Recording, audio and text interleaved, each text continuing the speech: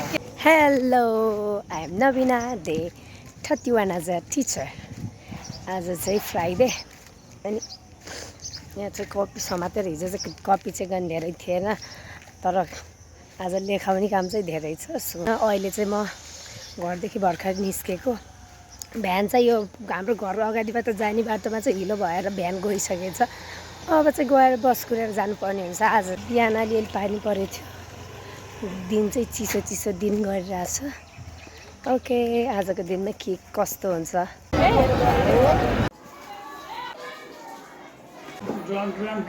okay after long time we are together long time त भने भिडियोमा लङ टाइम भएन र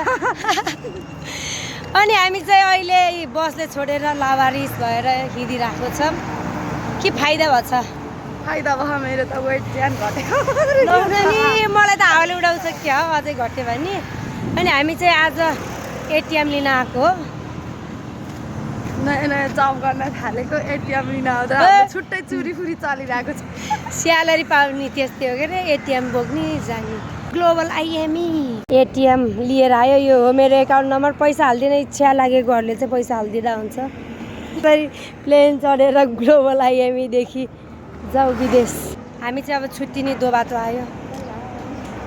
बाई बाई आज शुक्रबार एन्ड आई थिङ्क सिकियो त पहिले यही बाटोमै देखाउँछु आज मैले एन्ड आई थिङ्कमा के सिकेँ भनेर यो याल फेरि आज पनि सिकेको ल यो यास चाहिँ राम्रो भएन अनि यहाँ छ अरू I have to improve my hand writing यसरी नै चलिरहेछ मेरो टिचर लाइफमा चाहिँ म खुसी पनि छु तर दुःखी पनि छु I am going to be depress also oh my god अनि आज चाहिँ मैले फोक क्लासमा मेरो कहानी सुनाएको थिएँ कहानी भनौँ कि यसो स्टोरी भनेर एकादेश भनेर भनेको के अरे झन् फेरि लास्टमा गएर आफ्नै मेरै हो झन् सुरुमै हिन्ट पाइसकेको थिएँ झन् त्यसमा नि बोल्दा बोल्दा त मेरो भन्न आयो अनि कहानी सुनेको थिएँ अनि मेरो सपनाको बारेमा मेरो चाहिँ टिचर्स बन्ने ड्रिम चाहिँ होइन है तर कहाँदेखि चाहिँ टिचर झुकेर टिचर बनिरहेको छु